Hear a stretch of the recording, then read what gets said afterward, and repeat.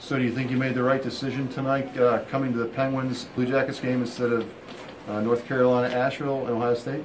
Yeah, I believe so. I think it was a wise decision, and I'm kind of proud of myself being a veteran and making a smart choice. It was only game 31. This is Todd Jones. This is Aaron Portzline, Tom Reed here.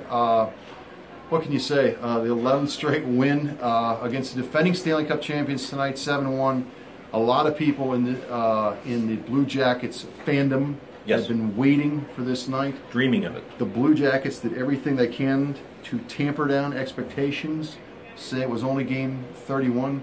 Right. These guys played as well as I've seen them play at any point this year tonight. Yeah, and they're in first place in the entire National Hockey League, we should say, after a 7-1 win tonight over the Penguins. I know. It's like my head's around scanners. First in the NHL, first in the Eastern Conference, first in the Metro Division. Yeah. They have been in first place by themselves after the 5th game of the season for all of 2 days in their entire history. And who would have thought it would be this year? You know what I'm saying? Yeah. But as you said, 11 straight wins, 13 straight games with at least a point now. They made quick work of these guys in the final 2 periods.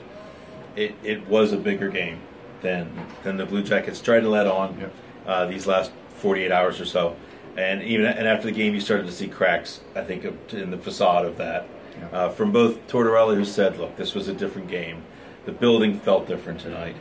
He was really proud of his team and how they looked shaky and nervous in the first period. And then he talked to them between periods, and whatever he said must have been the magic words, because they looked much more composed, much more in the moment. The moment didn't seem too big for them after the first period, and I think it did in the first 20. So big night. You think of 19 plus here, who would have to be delighted. I was going to ask about you. You wrote on the front row a couple of weeks ago about, when is this crowd and when are these fans going to kind of get behind this team, given how much losing they've seen? And what was this atmosphere tonight like for you? I certainly wasn't calling the fans out, because God knows they put up with so much over the years that the fact that they still supported them was amazing. Yeah. But this crowd just felt totally different. The whole atmosphere. Walking in 90 minutes before the puck drops, the line to the ticket window was straight out and then curved down the street. I couldn't believe it. Lenin's Tomb. It was unbelievable. But the vibe in the building, the feeling, the atmosphere, it felt like a real playoff game. And it's great to see for the city, and it should be a fun season the rest of the way. A couple of years ago, these teams did play in the playoffs, and then right after that, the Blue Jackets were eliminated in 6 games. They went out and traded for Scott Hartnell, probably envisioning these type of nights, and it's taken them a couple years to get back to this point. I would contend this is the biggest game between these 2 teams since Game 6 of the playoffs. Sure. And Hartnell has a history with the Penguins. Yep. He's only scored more goals against the Islanders in any team. Tonight he was terrific. Yeah. And, I sort of think back to the summertime where his name was out there. Yeah. And I think he was okay with it being out there for a long time. He didn't know what the relationship was going to be with Tortorella, how they would get along this year, how different things would be. And I don't think Tortorella would have been heartbroken if he had been traded this summer either. It would have been a shame, though, to acquire that player.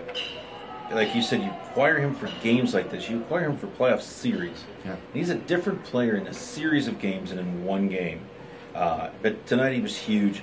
It's pretty cool that he's getting the chance now to play in these games. Yeah. And you better believe these are the games where if you're a young player who's nervous, like a lot of these guys probably were in the first period, they're looking at Scott Hartnell. Right. They're getting behind Scott Hartnell, and they're saying, "Show us the way in these big games." Yeah. He's a big game player, and it looks like he's going to get a chance to play big games.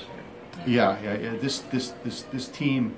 It's only late December, but this is a team that has that look of a team that's going to hang around a long time and give these fans their 3rd playoff. Yeah, I've got people texting me and emailing me questions from all over the place now. Are these guys really for real? And nobody can believe it. This was the Cleveland Browns on blades for years. Right. And so to be doing this, it's understandable that everybody's kind of wondering, well, what can we trust this? But the team trusts itself. You can see the way it plays. It's very solid, and it's well balanced, and they play like they believe they're going to win. Right. And now I'm coming to the rink thinking they're going to win. Yeah, it is amazing. You know, lost, and again, this is the second highest scoring team in the league, the Blue Jackets.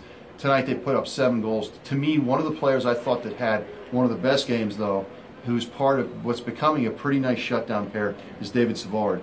He got a lot of time against those top 2 lines. He and Jack Johnson did a really nice job against the Malkin line. They were out against the Malkin line and the Crosby line.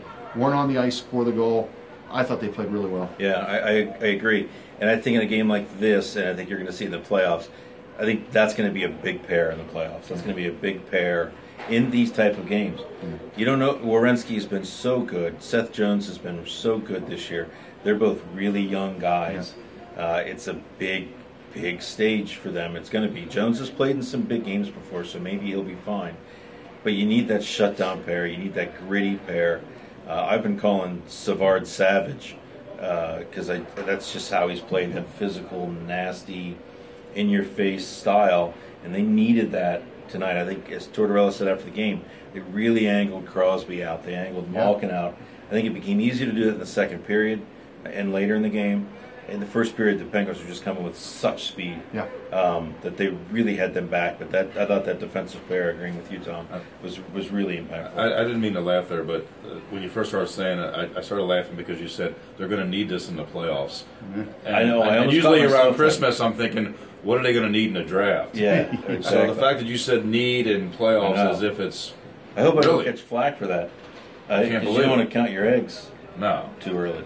Todd, you know, one of the crazy things about this holiday little period here, this team gets to do it all over again tomorrow night against Montreal. Another top team now, a team they beat 10-0, right? Which is still hard to believe on November 4th. But what do you think this period is like for, you know, fans like you sometimes write about fans that are still trying to not just hardcore hockey fans, but people trying to get behind this team. What is this period like, you think, these 2 days? Well, it's a great week. I mean, they beat Los Angeles in a game that they didn't play real well, but they found a way to win.